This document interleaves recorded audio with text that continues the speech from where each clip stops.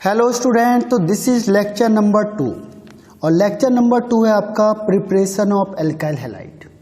Preparation of alkyl halide मतलब alkyl halide बनता कैसे है। देखो बहुत सिंपल सा ट्रिक है। जो चीज़ आपने पहले पढ़ी है हाइड्रोकार्बन में, अब वही रिपीट हो रहा है। इसका जो आधा पोर्शन है आपका वो क्या है, रिपीटिशन है। जो एल्केन वाला है, हाइड्रोकार्बन है, वो पूरा का पूरा आपका पहले आप पढ़ चुके हो। फिर भी मैं आपको एक बार याद दिला देता हूँ। फ्रॉम एल्केन, एल्केन से कैसे होगा, देखो by direct hydrogenation in the presence of light. जैसे मैंने कहा CH4 प्लस Cl2, अगर हम लाइट की प्रेजेंस में करेंगे तो क्या होगा, HCl निकलेगा बाहर और CH3Cl फॉर्म हो जाएगा। इसे कहेंगे मिथाइल क्लोराइड। लेकिन पहले आपको उसमें बताया था कि ये लैब मेथड में हम इसे नहीं बना सकते हैं। रीज़न क्या है, क्योंकि इसके मिक्स्ड प्रोडक्ट बनते हैं। मिक्स कैसे, CH4 प्लस Cl2 किया आपने तो एक Cl निकलेगा और H निकलेगा तो HCl निकलेगा बाहर और बन जाएगा CH3Cl। फिर क्योंकि Cl2 के तो बहुत सारी गैस है तो Cl2 फिर अटैच होगा in presence of light, HCl फिर बाहर निकलेगा, एक Cl और एक H फिर बाहर निकले और ये बन जाएगा CH2Cl2। फिर Cl2 ऐड होगा, फिर HCl बाहर निकलेगा और क्या होगा, यहाँ से H और Cl बाहर निकला तो ये बन जाएगा CHCl3 और Cl2। फिर ये रिएक्शन होगा। जब तक पूरे के पूरे हाइड्रोजन क्या ना हो, यहाँ से रिलीज ना हो जाए, तब तक ये रिएक्शन चलती रहेगी। तो आपको कुछ प्रोडक्ट ये मिला, कुछ ये मिला, कुछ परसेंटेज ये मिला, कुछ ये मिला, तो आपको मिक्सचर ऑफ प्रोडक्ट मिलेंगे। ठीक है, तो इसीलिए हम इसको लैब में नहीं बना सकते। अब देखो ये होती है फ्री रेडिकल मैकेनिज्म, हमने करवाई थी एल्केन वाले चैप्टर में। आप देखोगे तो उसमें इसकी मैकेनिज्म है फ्री रेडिकल मैकेनिज्म। इसमें देखो अगर ये क्वेश्चन आता है कि CH3 CH2 CH3 है, अगर मैंने इसमें Cl2 ऐड करवाया 1 इक्विवेलेंट, ठीक है, तो प्रोडक्ट क्या बनेगा। तो इसमें क्या होता है, देखो Cl के जाने के दो रास्ते, दो टाइप के कार्बन है। एक है आपका प्राइमरी कार्बन और एक है आपका सेकेंडरी कार्बन। तो पहले केस में हम दिखाएंगे कि जो Cl है वो सेकेंडरी पे जा रहा है। तो हमने क्या किया, यहाँ से H निकाला, Cl HCl बाहर हुआ और एक Cl यहाँ लग गया। एक Cl हमने कहाँ पे लगा दिया, सेकेंड वाले पे। This is called secondary carbon. और सेकेंड हमने क्या किया, सेकेंड हमने Cl कहाँ से लगाया, फर्स्ट वाले पे। यहाँ से Cl लगाया और यहाँ से H को हटा दिया तो HCl बाहर हुआ और ये Cl आपका फर्स्ट वन के पास चला गया। तो कैसे बनेगा, देखो CH3 CH2 और यहाँ Cl प्राइमरी वाले पे लग गया।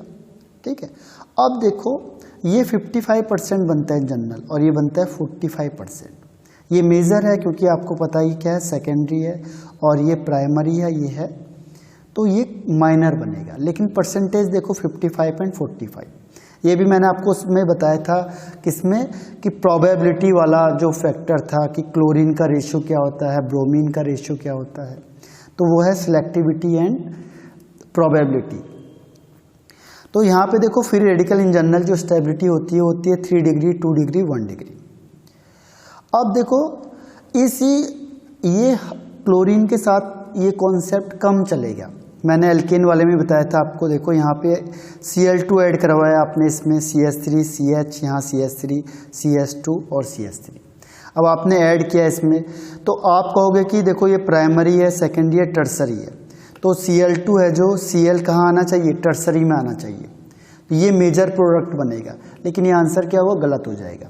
रीज़न क्या है, देखो जो यहाँ पे प्राइमरी हाइड्रोजन है, टोटल प्राइमरी हाइड्रोजन देखो 3 + 3 + 3 यानी 9 मेरे पास प्राइमरी हाइड्रोजन है। सेकेंडरी हाइड्रोजन देखो, सेकेंडरी हाइड्रोजन मेरे पास कितने हैं, 2। और टर्सरी हाइड्रोजन कितने हैं, टर्सरी हाइड्रोजन केवल 1 है। तो इसमें मैंने आपको एक रूल बताया था जिसके बेस पे हम क्या कर सकते हैं, परसेंटेज निकाल सकते हैं। उसी के बेस पे मैंने यहाँ परसेंटेज निकाला है। ये जो परसेंटेज निकाला है उसी रूल के बेस पे है जो 5:3:8 है, जो आपको एल्केन वाले में बताया गया था। उसी रेशियो से आपने निकालना है। तो आप देखोगे कि ये क्या बनेगा, माइनर बनेगा। बनना चाहिए था मेजर, लेकिन बना क्या, ये माइनर। मेजर कौन बनेगा, प्राइमरी वाला। क्यों, क्योंकि उसमें प्राइमरी हाइड्रोजन कितने हैं हमारे पास, प्राइमरी हाइड्रोजन मेरे पास हैं 9। तो प्रोबेबिलिटी सबसे ज़्यादा किसकी है, 9 की। तो क्लोरीन के केस में ऐसा होता है, ब्रोमीन के केस में ऐसा नहीं होता। तो देखो इसमें मेजर कौन सा बना, मेजर बना जो प्राइमरी वाला है, ये प्राइमरी वाला मेजर बना है, और जो टर्सरी वाला था वो माइनर बन गया। तो ध्यान रखना ये रिपीट हो रहा है, पहले भी आपको बताया गया था। रीज़न क्या है, देखो हमने यूज़ किया है probability and selectivity, probability and selectivity के बेस पे। अब देखो ब्रोमीन और आयोडीन का केस में दोनों चीज़ में यही फॉलो होता है। ब्रोमीन और आयोडीन का बताया था 3, 2 और 1, ये फिक्स है। केवल क्लोरीन के केस में डाउट होता है, उसमें हम परसेंटेज के बेस पे निकालते हैं, और फ्लोरीन का फिक्स होता है प्राइमरी का। ब्रोमीन के साथ वही है जो क्लोरीन का है कि CH4 + Br2 किया हमने, तो क्या होगा, एक Br HBr निकलेगा यहाँ से, और ये बन जाएगा CH3Br और HBr। यानी वही केस है जैसा क्लोरीन में होता है, फिर अगली बार सेम होगा। लेकिन आयोडीन का केस अलग होता है। आयोडीनेशन मतलब आयोडीन को ऐड करना, ब्रोमिनेशन मतलब ब्रोमीन को ऐड करना, क्लोरीनेशन मतलब क्लोरीन को ऐड करना। ठीक है, आयोडीन के केस में क्या होता है, CH4 + I2 करेंगे तो बनता है CH3I + HI, और ये रिएक्शन रिवर्सिबल हो जाती है। देखो ये रिएक्शन क्या होती है, रिवर्सिबल हो गई। रीज़न क्या होता है, जो HI होता है ये स्ट्रॉन्ग रिड्यूसिंग एजेंट होता है, ये हमने पहले भी डिस्कस किया था कि जो HI होता है वो स्ट्रॉन्ग रिड्यूसिंग एजेंट होगा। तो अगर ये स्ट्रॉन्ग रिड्यूसिंग एजेंट होता है तो क्या करता है, HI फिर से इस CH3I को रिड्यूस करके क्या करता है, CH4 बना देता है। तो फिर क्या होगा, रिएक्शन रिवर्स हो जाती है दोबारा। ये I- को यहाँ से चेंज करेगा और I2 बना देगा, I- से चेंज करके मेन क्या बना देगा, I2 बना देगा। तो ये इसको क्या कर दिया, इसने रिड्यूस कर दिया। ठीक है, तो इससे रोकने के लिए कि ये रिवर्सिबल ना हो, अगर मैं चाहता हूँ कि इसको रिवर्सिबल को ना होने दें, तो मैं इसमें क्या मिलाऊंगा, स्ट्रॉन्ग ऑक्सीडाइजिंग एजेंट। वो कौन कौन से हो सकते हैं, जैसे कंसनट्रेट HNO3 या कंसनट्रेट HiO3, कोई भी आप ले लो इनमें से। इनका काम क्या होगा, देखो ये आपका स्ट्रॉन्ग ऑक्सीडाइजिंग एजेंट और ये आपका स्ट्रॉन्ग रिड्यूसिंग एजेंट, ये दोनों आपस में कंबाइंड हो जाते हैं। ये दोनों आपस में रिएक्शन कर जाएंगे और क्या बन जाएगा, I2, आयोडीन गैस बनेगी और वाटर फॉर्म हो जाता है। तो जो आपका ये HI बन रहा था, ये HI जिसकी वजह से रिएक्शन क्या हो रही थी, रिवर्सिबल हो रही थी, ये रिएक्शन को रिवर्सिबल कर रहा था, आपने इसे सप्लाई कर दिया, इसको यहाँ से क्या कर दिया, आपने रिमूव कर दिया। कैसे, इसमें HNO3 या HiO3 डाल दिया, तो क्या होगा, ये इसके साथ रिएक्शन करेगा तो ये यहाँ बचेगा ही नहीं, और जब यहाँ बचेगा नहीं तो रिएक्शन रिवर्सिबल नहीं होगी। ठीक है, तो इस केस में रिएक्शन कैसे होगी, फॉरवर्ड वाली हो जाएगी। यानी कि अगर मैं इसकी रिएक्शन को लिखता हूँ, ध्यान रखो मैं ऊपर लिख रहा हूँ यहाँ पे, अगर मैंने यही रिएक्शन लिखी, देखो मैंने लिखा CH4 + I2 गिव्स, और यहाँ पे मैंने लिख दिया HNO3 या फिर HiO3, तो ये रिएक्शन अब क्या होगी, एक साइडी रिएक्शन होगी, ये रिवर्सिबल नहीं होगी अब। ठीक है, और ये बन जाएगा CH3I + HI। अब ये रिवर्सिबल नहीं है, ध्यान रखना। अगर मैंने ये लिखा है कंसंट्रेटेड, तो इस केस में ये रिएक्शन को फॉरवर्ड करेगा, अदरवाइज क्या होगी, रिएक्शन बैकवर्ड हो जाएगी, यानी रिवर्सिबल रिएक्शन हो जाएगी। और फ्लोरीन को हम शो नहीं करते क्योंकि हाईली एक्सप्लोसिव होता है, अनकंट्रोल्ड होता है, जिसको कंट्रोल करना मुश्किल होता है। तो फ्लोरीन को बनाने के लिए एक अलग मेथड है जो हम लास्ट में डिस्कस करेंगे इस चैप्टर के। फ्लोरीन और आयोडीन को जनरली हम क्या करते हैं, लास्ट में डिस्कस करते हैं, कंट्रोल। ठीक है, अब सेकंड है फ्रॉम एल्कीन। एल्कीन से भी हमने बनाया हुआ, देखो एल्कीन हमने पढ़ा हुआ है, तो एल्कीन से भी हमने क्या बनाया हुआ है, हेलो एल्कीन। कैसे, देखो एक बार आपको रिवाइज करवा देता हूँ। ये देखो, ये RCH2 double bond CH2 + HX, कोई भी ले लिया, देखो मार्कोनिक ऑफ रूल फॉलो होगा यहाँ पे, मार्कोनिक ऑफ रूल। मार्कोनिक ऑफ रूल क्या कहता है, जो नेगेटिव पार्ट है वो वहाँ जाएगा जहाँ हाइड्रोजन ज़्यादा है, वो कम है, और हाइड्रोजन वहाँ जाएगा जहाँ हाइड्रोजन ज़्यादा है, डबल बॉन्ड के। तो देखो X कहाँ चला गया, सेकंड वाले पे 1 2, तो सेकंड वाले पे X चला गया और फर्स्ट वाले पे हाइड्रोजन चला गया, तो क्या बन गया, हेलो एल्कीन। यही चीज़ हमने पढ़ी थी, मैंने कहा था ना रिपीटिशन होगा, तो इसमें रिपीटिशन है बहुत बार। देखो HCl और ये लिखा CH3 CH double bond CH2, Cl कहाँ जाएगा, जहाँ हाइड्रोजन कम है, हाइड्रोजन कहाँ जाएगा, जहाँ हाइड्रोजन ज़्यादा है, मार्कोनिक ऑफ रूल। तो ये देखो ये प्रोडक्ट बन गया। ठीक है, अब यहाँ पे एक और चीज़ आती है, खरास पेरोक्साइड इफेक्ट, खरास इफेक्ट या एंटी मार्कोनिक ऑफ रूल। इसको ध्यान रखना, ये केवल HBr के केस में होता है, इन प्रेजेंस ऑफ पेरोक्साइड। जैसे C6H5COO का होल ट्वाइस O। कोई भी पेरोक्साइड लेंगे हम तो उसके केस में केवल और केवल HBr के केस में तो ये क्या करता है, अपोजिट कर देता है। कहाँ पे Br वहाँ जाता है जहाँ पे हाइड्रोजन ज़्यादा है और हाइड्रोजन वहाँ जाएगा जहाँ हाइड्रोजन कम होंगे, डबल बॉन्ड के आसपास बस, बाकी और कहीं नहीं। ठीक है, केवल डबल बॉन्ड को देखेंगे हम लोग तो ये देखो Br कहाँ चला गया, फर्स्ट पे, और हाइड्रोजन कहाँ चला गया, सेकंड पे, यानी मार्कोनिकॉफ रूल का अपोजिट। इसीलिए इसे कहते हैं anti Markovnikov rule. Cross scientist था जिसने इसे दिया था, इसीलिए क्रास इफेक्ट, और पेरोक्साइड की प्रेजेंस में होता है इसीलिए पेरोक्साइड इफेक्ट कहते हैं इसे। तो ये केवल और केवल HBr के केस में होता है। कई बार आपको क्या करेंगे, क्वेश्चन को थोड़ा चेंज करके, देखो क्वेश्चन मैंने सेम दे दिया, HCl ऐड करा दिया पेरोक्साइड की प्रेजेंस में, तो आपको लगेगा पेरोक्साइड की प्रेजेंस में एंटी मार्कोनिकॉफ रूल होगा, लेकिन ऐसा नहीं होता। यहाँ पे मार्कोनिकॉफ रूल ही लगेगा, केवल HBr के केस में होगा बस, only and only for HBr। तो HCl लिया हमने, HCl में देखो ये माइनस है, ये प्लस है। मार्कोनिकॉफ रूल क्या कहता है कि माइनस पार्ट कहाँ जाएगा, जहाँ हाइड्रोजन कम होते हैं। हाइड्रोजन कहाँ जाएगा, उस कार्बन के पास जिसमें हाइड्रोजन ज़्यादा है, और ये प्रोडक्ट बन जाएगा आपका। ठीक है, अब ये आपको सॉल्व करना है। देखो ये मैंने दे दिया आपको, एल्कीन दे दिया, देखो डबल बॉन्ड ये है, यहाँ मैंने लिखा HCl, यहाँ मैंने लिखा HBr, यहाँ मैंने लिखा HCl, और ये पेरोक्साइड है CH3COO का whole twice O, this is peroxide, और ये भी पेरोक्साइड है C6H5COO का होल ट्वाइस O यानी पेरोक्साइड। तो पेरोक्साइड की प्रेजेंस में क्या रिएक्शन देगा, तो ये चारों आपने करके मुझे बताना है। ठीक है, फिर देखो थर्ड पॉइंट भी है जो हमने पढ़ा है ऑलरेडी, ये भी एलाइलिक सब्स्टिट्यूशन में पढ़ा आपने, एल्कीन में पढ़ा हुआ है। ये मैंने कहा था रिपीटिशन है, इसमें बहुत ज़्यादा रिपीटिशन होगा। एल्कोहल के बाद, एल्कोहल फिनॉल ईथर के बाद बहुत कम रिएक्शन है जो आगे बचेंगी, मैक्सिमम रिएक्शन एल्कोहल तक फिनिश हो जाती है। तो इसीलिए पहले रिएक्शन को ध्यान रखना है ताकि आगे दिक्कत ना आए।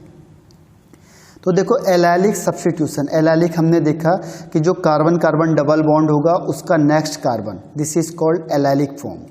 ये एलाइलिक है, देखो CH3CH डबल बॉन्ड CH2, इसे कहेंगे एलाइलिक।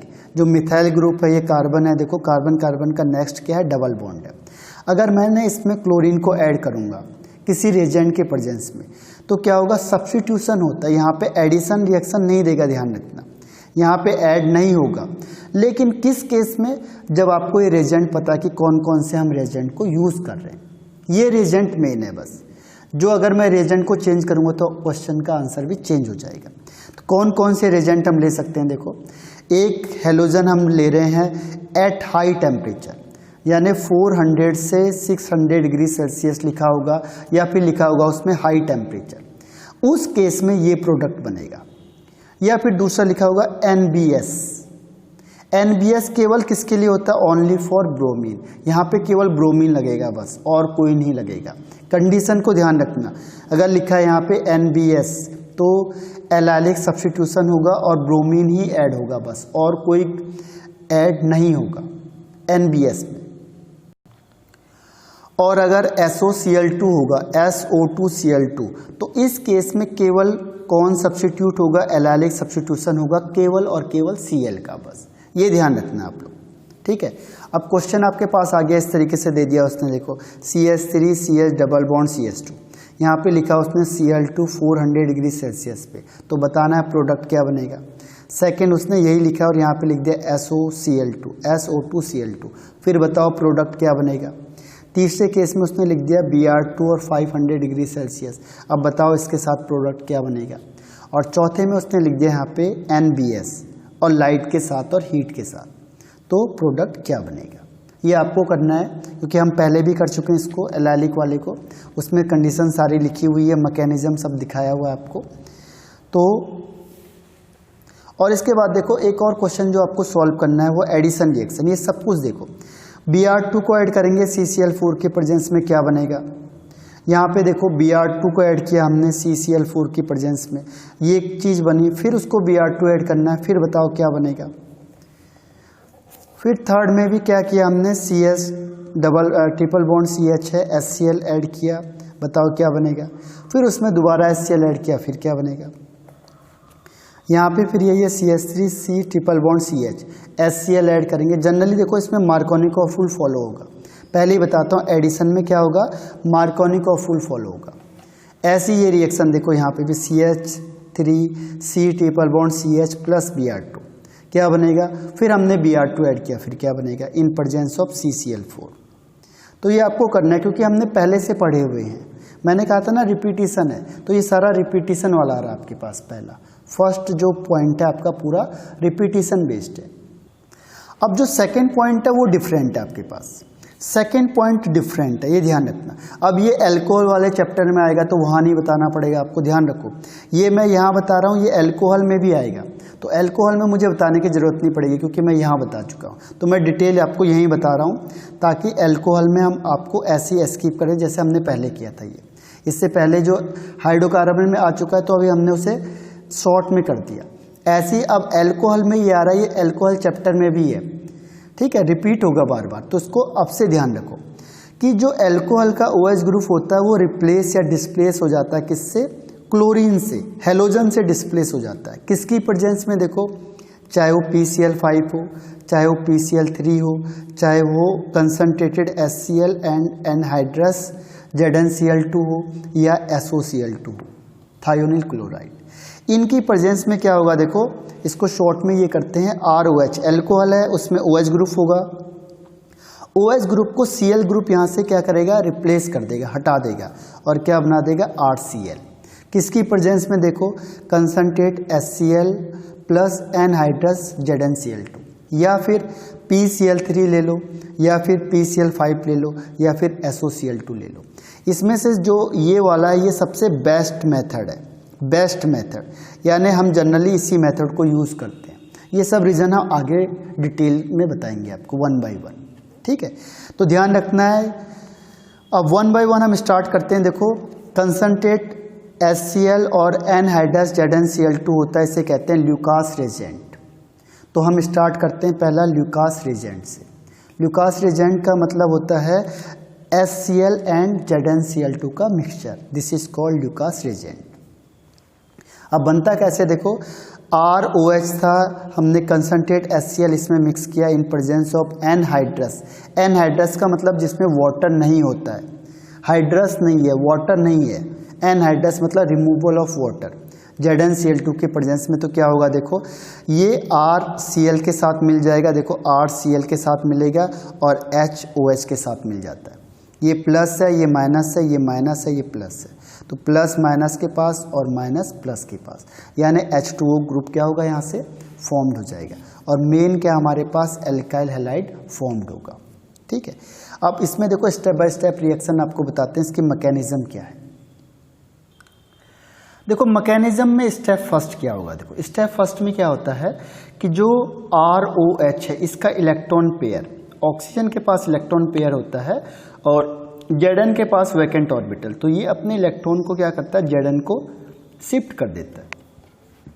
अब जैसे Zn को देगा तो क्या होगा, इसमें प्लस चार्ज और इसमें माइनस चार्ज आ जाएगा और ये दोनों क्या होंगे, एक दूसरे से कंबाइंड हो जाएंगे क्योंकि इसने इलेक्ट्रॉन डोनेट किया है तो प्लस चार्ज, इसके पास इलेक्ट्रॉन आया है तो माइनस चार्ज। तो पहला स्टेप होगा, यहाँ से इलेक्ट्रॉन गया इसके पास, बॉन्डिंग बढ़नी दोनों में, प्लस और माइनस चार्ज। अब देखो सेकेंड स्टेप में क्या होगा, सेकेंड स्टेप में क्या होगा, क्योंकि ऑक्सीजन इज मोर इलेक्ट्रोनेगेटिव, तो ऑक्सीजन क्या करेगा, अब किसी से जो वीक है उससे क्या करना स्टार्ट करेगा, इलेक्ट्रॉन को अपने पास लेना स्टार्ट करेगा। तो इसने देखा जो वीक है उससे अपने इलेक्ट्रॉन को यहाँ शिफ्ट किया, तो यहाँ पे क्या बन गया R+ और यहाँ पे क्या बन गया Zn-Cl2OH। ये OH देखो OH ये है, अब ये ऑक्सीजन तो फुलफिल हो गया, Zn में माइनस चार्ज है तो Zn-Cl2 और ये OH बच गया यहाँ पे। तो इसका जो सेकेंड स्टेप है इसमें कार्बोकैटायन फॉर्म्ड होता है जो इंटरमीडिएट का काम करेगा, इसीलिए ये क्या है SN1 रिएक्शन होती है, ध्यान रखना। अब देखो स्टेप थर्ड में क्या होता है, स्टेप थर्ड में क्या होता है, हमने कहा था कंसनट्रेट HCl है तो HCl किस में टूटता है, H+ में और Cl- में, ठीक है, H+ और Cl- में। अब क्या होगा, जो Cl- है वो R+ के साथ रिएक्शन करेगा और क्या बना देगा RCl, तो एक प्रोडक्ट आपका ये बन गया। दूसरा देखो Zn Cl2 है और OH है, ये H किसके साथ रिएक्शन करेगा, Zn के OH के साथ, और क्या कर देगा, इसको H2O बना देगा और यहाँ से ZnCl2 सेपरेट हो जाएगा। ठीक है, तो ये इसकी रिएक्शंस है। अब इसमें स्टीरियोकेमिस्ट्री है। स्टीरियोकेमिस्ट्री का मतलब जो रिएक्शन होती है वो कैसे होगी, यानी जो Cl- अटैक करेगा वो कहाँ जाएगा। तो क्योंकि जो कार्बोकैटायन होता है उसका प्लेनर शेप होता है, प्लेनर। कार्बोकैटायन कैसा होता है, प्लेनर शेप। तो इसमें अटैक दोनों साइड से हो जाता है, इसलिए इसके दो प्रोडक्ट बनते हैं हर हमेशा। एक जो Cl- है फ्रंट से भी अटैक कर सकता है और बैक से भी अटैक कर सकता है। देखो यहाँ से फ्रंट से इधर से भी आ सकता है और बैक का मतलब पीछे साइड से भी अटैक कर सकता है। क्यों कर सकता है, क्योंकि ये कार्बोकैटायन है। कार्बोकैटायन के केस में क्या होगा, प्लेनर हो गया। अब चाहे वो फ्रंट यानी इधर से अटैक करे फ्रंट साइड से, और चाहे वो बैक साइड से अटैक करे। ये बैक साइड है उसका, तो चाहे वो बैक साइड से अटैक करेगा तो भी कंपाउंड बनेगा, और फ्रंट से अटैक करेगा तो भी क्या होगा, कंपाउंड बनेगा। तो इसमें दो तरीके के कंपाउंड बनते हैं। अगर फ्रंट से अटैक करता है तो देखो जो उसकी कॉन्फ़िगरेशन है वही रिटेन रहती है। जैसे OH जिस साइड है उधर ही Cl है, यानी कि जिधर से लिविंग ग्रुप निकला वहीं पे अटैक हुआ रिएजेंट, तो इसे कहते हैं retention of configuration. This is called retention, यानी कॉन्फ़िगरेशन आपका चेंज नहीं हुआ। तो एक प्रोडक्ट आपको ये मिला। और सेकंड है कि अगर वो बैक साइड से आता है यानी पीछे से अटैक कर रहा है, देखो, तो इसे कहते हैं इन्वर्जन। इन्वर्जन का मतलब अपोजिट हो जाना, इन्वर्जन ऑफ कॉन्फ़िगरेशन, यानी कॉन्फ़िगरेशन आपका चेंज हो गया। तो दोनों प्रोडक्ट मिल सकते हैं, दोनों पॉसिबिलिटी है। SN1 केस में क्या होता है, रिटेंशन और इन्वर्जन दोनों की प्रोबेबिलिटी होती है। ठीक है, अब दोनों प्रोबेबिलिटी हुए तो दोनों बन सकते हैं। SN1 में ध्यान रखना, अगर बैक से अटैक होगा तो पीछे की साइड आया, देखो बाकी सेम है, और अगर फ्रंट से अटैक होगा तो यहाँ फ्रंट में आएगा। तो इसे कह सकते हैं D&L फॉर्म, यानी इसे कहते हैं रेसिमिक मिक्सचर। तो यहाँ पे रेसिमिक मिक्सचर फॉर्म्ड होता है, और इसमें दो टाइप के प्रोडक्ट होंगे। अगर ये कायरल सेंटर है तो कंडीशन क्या होगी, अगर ये कायरल सेंटर है तो कायरल कार्बन हो तब, तो इसमें रेसिमिक मिक्सचर मिलेगा और दो टाइप के प्रोडक्ट फॉर्म्ड होंगे। रेसिमिक मिक्सचर हम कहेंगे कायरल कार्बन के केस में। देखो एक बार और बता देते हैं आपको, होता क्या है कि जब भी पहले अगर कार्बोकैटायन बनता है यानी SN1 रिएक्शन कहीं पे भी आ गई, इसमें SN1 की और डिटेल आगे भी, तो SN1 के केस में क्या होगा, देखो ये प्लस चार्ज हो गया, ये प्लेन हो गया, क्योंकि इसमें sp2 हाइब्रिडेशन होता है। तो sp2 का मतलब क्या होता है, ट्राइगोनल प्लेनर, प्लेनर यानी प्लेन में है। अब ये चीज़ प्लेन में है तो इसमें कोई भी चीज़ फ्रंट से भी आ सकता है और बैक से भी आ सकता है।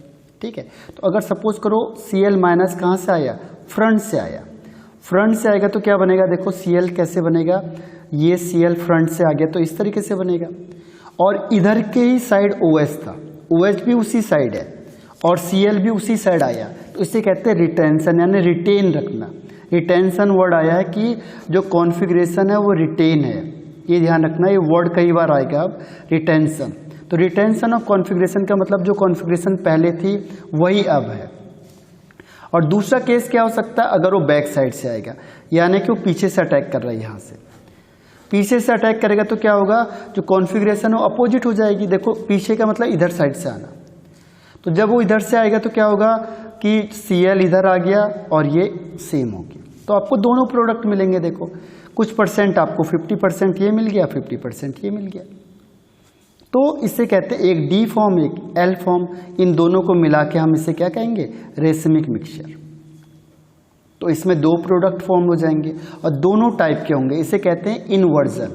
इन्वर्जन मतलब अपोजिट हो गया, ध्यान रखना, ये वर्ड भी आपका हर बार आएगा। इसके बाद SN1 रिएक्शन कहीं भी होगी तो ये रिएक्शन आएगा ही आएगा।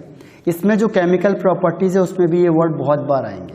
ठीक है, तो वहाँ पे हमें समझाने की जरूरत ना पड़े। तो इन्वर्जन का मतलब होता है अपोजिट डायरेक्शन से आना, बैकवर्ड से अटैक करेगा, यानी कॉन्फ़िगरेशन चेंज हो गई। देखो पहले Cl कहाँ था आपका, OH कहाँ था, फ्रंट में, और Cl कहाँ आया, बैक से। ठीक है, तो ये आपका हो गया इन्वर्जन ऑफ कॉन्फ़िगरेशन। तो इन्वर्जन और रिटेंशन वर्ड क्लियर हो गए, क्योंकि दोनों रिटेंशन मतलब कॉन्फ़िगरेशन फिक्स होगा। जैसे कोई भी ग्रुप लिया आपने, यहाँ पे X ले लिया, यहाँ पे OH ले लिया, ठीक है, और मैंने कहा यहाँ से X आया और X इस साइड आ गया, तो आप कहोगे इससे कि रिटेंशन हो गया। इसे कहेंगे रिटेंशन ऑफ कॉन्फ़िगरेशन, क्योंकि जिधर जो लिविंग ग्रुप था वो निकला, उधर ही X ने अटैक किया है, तो इसे कहते हैं retention of configuration, retention of configuration. और अगर मैंने इसमें X लिखा और यहाँ लिख दिया XC, तो इसमें जो लिविंग ग्रुप, जो निकला ग्रुप, उसके अपोजिट में दूसरा अटैकिंग ग्रुप जो उसके अपोजिट में आ गया। अपोजिट का मतलब इन्वर्जन, उल्टा हो जाना। This is called inversion of configuration. अब देखो मेन पॉइंट में इंटरमीडिएट कार्बोकैटायन बनता है अगर SN1 रिएक्शन हुई तो। इसमें दोनों रिएक्शन पॉसिबल, अभी मैंने SN1 का दिखाया है। SN1 और SN2 दोनों रिएक्शन इसमें पॉसिबल होती है। वो डिपेंड करता है कि सॉल्वेंट कितना कैसा लिया हमने। इंटरमीडिएट SN1 में कार्बोकैटायन बनता है और रेट ऑफ रिएक्शन डिपेंड करेगा स्टेबिलिटी ऑफ कार्बोकैटायन पे, यानी टर्सरी, सेकेंडरी, प्राइमरी। और SN1 है तो आपको समझ जाना है कि रीअरेंजमेंट भी पॉसिबल होगा। SN1 के केस में क्या होगा, रीअरेंजमेंट पॉसिबल होता है, SN1 रिएक्शन होगी। अब देखो अगर आपको बोला जाएगा कि किस केस में रेट ऑफ रिएक्शन फास्ट होगी, तो आपने चेक करना है। देखो जैसे मैंने लिखा CH3 C CH3 CH3 OH, दूसरा CH3 CH3 C H और OH, तीसरा CH3 CH2 OH और चौथा है CH3 OH। तो हमने देखना है कि अगर मैं OH को हटाऊंगा तो प्लस चार्ज आएगा, इसमें यहाँ प्लस आएगा, इसमें यहाँ प्लस आएगा, इसमें यहाँ प्लस आएगा, इसमें यहाँ पे प्लस आएगा। कौन सा कार्बोकैटायन ज़्यादा स्टेबल होगा? ये प्राइमरी है, ये सेकेंडरी है, सॉरी ये टर्सरी है, क्योंकि ये जो C है वो 3 C से अटैच है। दिस इज टर्सरी, ये सेकेंडरी, ये प्राइमरी और ये बहुत ज़्यादा प्राइमरी। तो सबसे ज़्यादा स्पीड किसकी होगी? फर्स्ट की, फिर सेकेंड की, फिर थर्ड की, फिर फोर्थ की। तो इस तरीके से हमें स्पीड का पता चलेगा। अब एक और आता है इसमें, बोर्ड लेवल में भी आता है, ल्यूकास टेस्ट। ल्यूकास टेस्ट किसको डिस्टिंग्विश करता है? जनरली किसको डिस्टिंग्विश करेगा? तो ये डिस्टिंग्विश करता है प्राइमरी, सेकेंडरी और टर्सरी एल्कोहल को।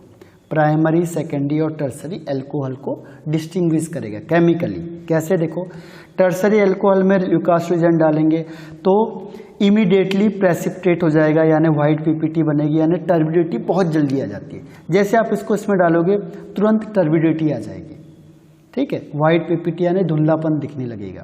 तो आप समझ जाओगे टर्सरी एल्कोहल है। फिर आपने क्या किया, सेकेंडरी एल्कोहल में ल्यूकास रिएजेंट डालोगे तो व्हाइट पीपीटी या टर्बिडिटी आएगी 5 मिनट के बाद, आफ्टर 5 मिनट, यानी आपको थोड़ा वेट करना पड़ेगा। 5 से 10 मिनट आपने वेट किया, उसके बाद टर्बिडिटी आई, तो आप समझ जाओगे कि ये सेकेंडरी एल्कोहल है। और प्राइमरी एल्कोहल में आपने ल्यूकास रिएजेंट को डालेंगे तो कोई भी प्रेसिपिटेट नहीं बनेगा या टर्बिडिटी नहीं आएगी एट रूम टेम्परेचर। अगर आप हीटिंग करते हो तो आ जाएगा, क्योंकि तब रिएक्शन होने लगेगी, ठीक है। वैसे रूम टेम्परेचर में प्राइमरी एल्कोहल नहीं देता है। तो ये क्या है, आपका बोर्ड लेवल में भी क्वेश्चन आता है, तो इसे ऐसे सॉल्व करना है। तो बोर्ड लेवल में कैसा क्वेश्चन आएगा कि केमिकली टेस्ट करो या डिस्टिंग्विश करो दोनों को, प्रोपेन टू ऑल और एथेनॉल को आपने केमिकली डिस्टिंग्विश करना है। कैसे करोगे? देखो तो प्रोपेन टू ऑल बनाया मैंने, देखो 1 2 3, प्रोपेन टू ऑल का मतलब 2OH लग गया। इसे कहते हैं आइसोप्रोपाइल एल्कोहल भी कहते हैं इसे, आइसोप्रोपाइल एल्कोहल। आइसोप्रोपाइल का मतलब, आइसो मतलब सेकंड पोजीशन में OH लगेगा प्रोपाइल के केस में, ठीक है। अब देखो सेकेंडरी है, हमने देखा है सेकेंडरी एल्कोहल है, तो जैसे ही मैं इसमें ल्यूकास रिएजेंट डालूंगा क्या होगा, व्हाइट पीपीटी या टर्बिडिटी आएगी after 5 to 10 minutes. Lucas reagent आपको पता है क्या होता है, कंसंट्रेटेड HCl और कंसंट्रेटेड एनहाइड्रस ZnCl2 का मिक्सचर होता है। इन दोनों को आपने डाला तो turbidity I after 5 to 10 minutes. अब मैंने एथेनॉल लिया, देखो CH3 CH2OH। अब ये कौन सा है, प्राइमरी एल्कोहल है। प्राइमरी एल्कोहल में मैंने ल्यूकास रिएजेंट डाला तो क्या हुआ, नो व्हाइट पीपीटी या फिर नो टर्बिडिटी, कुछ भी धुंधलापन नहीं हुआ, आपको दिखा ही नहीं कुछ भी। तो टर्बिडिटी नहीं आई, धुंधलापन हुआ ही नहीं, कुछ आपको दिखा ही नहीं कोई चेंज, तो आप समझ जाओगे किसकी बात कर रहे हैं हम, प्राइमरी एल्कोहल की बात कर रहे हैं। तो अब आपको खुद करना है, केमिकली डिस्टिंग्विश करना है ब्यूटेन टू ऑल और मेथेनॉल को, ठीक है। सेकेंड 2 मिथाइल प्रोपेन 2 ऑल और आइसोप्रोपाइल एल्कोहल को, इन दोनों को आपने डिस्टिंग्विश करके मुझे बताना है कि इसका आंसर क्या होगा। अब इसमें देखो एक चीज़ और ध्यान रखो कि अभी हमने कहा था स्टेबिलिटी पे डिपेंड करता है, तो ये वाला देखो ये है आपका बेंजाइल एल्कोहल, इसे कहते हैं बेंजाइल एल्कोहल। बेंजाइल एल्कोहल, तो बेंजाइल एल्कोहल प्राइमरी एल्कोहल है, देखो ये प्राइमरी एल्कोहल है, प्राइमरी, लेकिन ये टर्बिडिटी देगा या ये ज़्यादा स्टेबल बनता है, ये ल्यूकास टेस्ट को देगा, शो करेगा।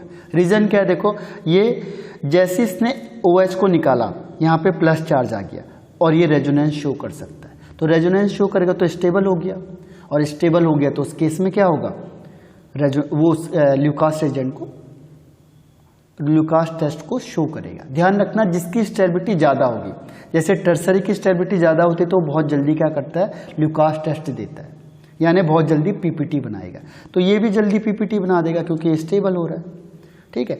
एक दूसरा ये देखो allylic alcohol, allylic alcohol, allylic मैंने कहा था OH जिस कार्बन से अटैच है उसका कार्बन कार्बन डबल बॉन्ड है, दिस इज कॉल्ड एलाइलिक, ठीक है। तो एलाइलिक एल्कोहल भी ल्यूकास टेस्ट देगा। रीजन क्या है, देखो कि जैसे मैंने OH को हटाया यहाँ से, इसमें क्या आ गया, प्लस चार्ज आ गया, अब ये भी रेजोनेंस शो करेगा। तो जो प्राइमरी कंपाउंड, जो प्राइमरी एल्कोहल रेजोनेंस शो करेगा या स्टेबल होगा वो ल्यूकास टेस्ट को देगा। ध्यान रखना है इसमें, ये रेजोनेंस की वजह से, देखो इसमें रेजोनेंस पॉसिबल है, यहाँ से बॉन्ड इधर आएगा प्लस यहाँ आ जाएगा, ठीक है। तो इसमें रेजोनेंस पॉसिबल है, इसमें भी रेजोनेंस पॉसिबल है, हालांकि दोनों क्या है, प्राइमरी एल्कोहल हैं।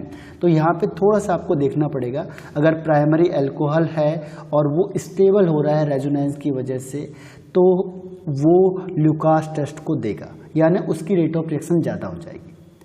तो कभी भी आपको चेक करना है तो अब हम प्राइमरी सेकेंडरी या टर्सरी को ना देख के हम क्या करेंगे, स्टेबिलिटी के बेस पे करेंगे। ये ध्यान रखना, स्टेबिलिटी ऑफ कार्बोकैटायन के बेस पे। स्टेबिलिटी मैंने आपको कहा था रेट ऑफ रिएक्शन किसके बेस पे है, स्टेबिलिटी के बेस पे, जिसकी स्टेबिलिटी ज़्यादा होगी। तो अब हम प्राइमरी सेकेंडरी या टर्सरी को ना देख के स्टेबिलिटी चेक करेंगे कि जिसमें स्टेबिलिटी ज़्यादा होगी उसका रेट ऑफ रिएक्शन फास्ट होगा और वो ल्यूकास रिएजेंट को शो करेगा, ल्यूकास रिएजेंट या ल्यूकास टेस्ट को शो करेगा, ये ध्यान रखना है। अब सेकेंड पॉइंट इसमें आता है, देखो PCl5 का।